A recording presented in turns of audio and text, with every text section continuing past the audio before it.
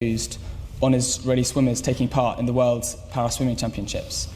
Do you think it's legitimate to penalise individual Israeli citizens who may also be critical of the regime in this way? Well, many countries today are seeing outsiders coming to their country and not very happy about it. They're overthrowing their governments because their government allowed immigrants to come in. So a country has a right to keep its borders closed to certain people. That's why borders are there. But in Malaysia, we have had no diplomatic relation with Israel at all. And we don't think that that they should come to our country because we have no relations with them. And we feel that they were doing a lot of wrong things, but getting away with it because nobody dares to say anything against them. But I suppose my question was, you may think that true of the Israeli state and the government of Israel, but is it fair to penalise the individual Israeli citizens from taking part in this championship? Well, it is not fair to call me anti-Semitic. They should call other people anti-Semitic. I'm not anti-Semitic. The Arabs are all Semitic people. Well, I did want to come on to that point. You've previously called and defended yourself in calling the Jewish people hooked nose and saying that they have an instinctive sense of money. Statements like that are anti-Semitic. But my question is, why do you oppose the actions of the Israeli government, not with criticisms of those actions themselves, but with racist anti-Semitic remarks like those targeted at the Jewish people? I can understand this. We talk about freedom of speech, and yet you cannot say anything against Israel, against the Jews. Why is that so? If we are free to say what we like, we can say that we are something that will be regarded as anti-Semitic by the Jews. That is their right to hold such opinion of me. It is my right to tell them also that they have been doing a lot of wrong things. But that in fact wasn't the point of the question. The point of the question was, these are remarks targeted at individual Jews, not the Israeli government. So why don't you oppose the Israeli government's actions directly instead of attacking with these remarks the Jewish people themselves? Well, it seems that most of them support the stand taken by Netanyahu against the Arabs. So when I say only the Zionists, people do not understand. What they do understand is the word Yahudi or Jews. That is what they understand. If I take action against this team, cricket team, it's not wrong because, for example, Europe wants to declare palm oil as poisonous. Why do you hurt the poor palm farmer in Malaysia? Because you dislike the government.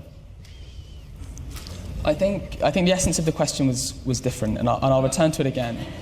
It was that you can criticise the actions of the Israeli government without criticising, in this kind of anti-Semitic way, the Jewish people themselves. And do you regret targeting the Jewish people themselves, not the Israeli government, in these cases? Well, we can't do very much about the Israeli government. They are very powerful. So we don't say anything about the Israeli government, but we don't have to show friendship towards them.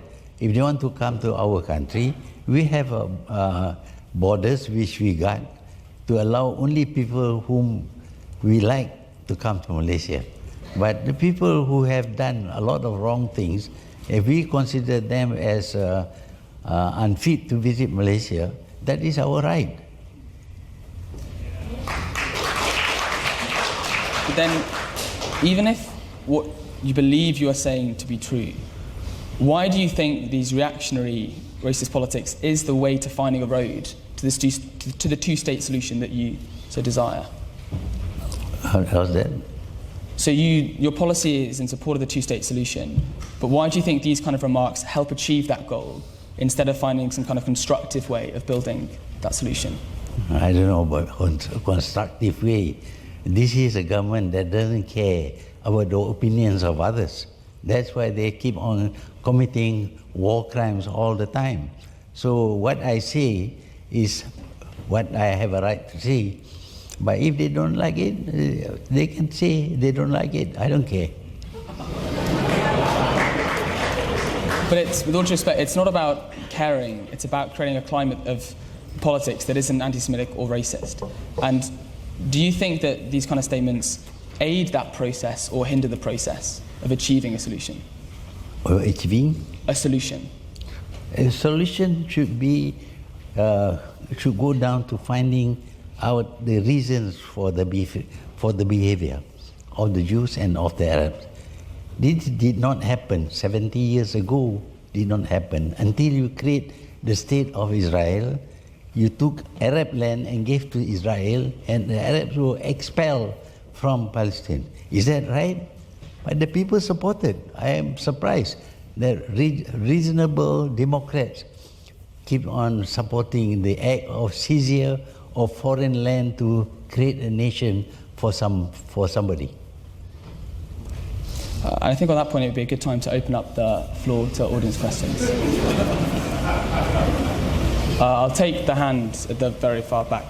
Thank you, Prime Minister Mahathir Mohamad. I'm from Australia. My question is, how do you see Australia and Malaysia cooperating in the future on the bilateral and the multilateral level? Well, we consider Australia as a friendly country. Of course, like all countries, sometimes they say things which are not palatable to us, and sometimes we say things which are not palatable to them. I mean, while you are friends, sometimes you have a need to tell a friend that you have done something wrong. If you tolerate everything that somebody does because he is a friend, then you are no friend. So we tell Australia that because they decided to recognize Jerusalem as the capital of Israel, that will only cause a lot of people to get very angry, and some of them might become terrorists because of that. That's what I told the Prime Minister. It's up to him to do what he likes, of course. He has a right. But what I think will happen is that you are causing a lot of people to feel very angry, and they are frustrated, and when they cannot do anything, they go and blow themselves up in your country. That's what will happen.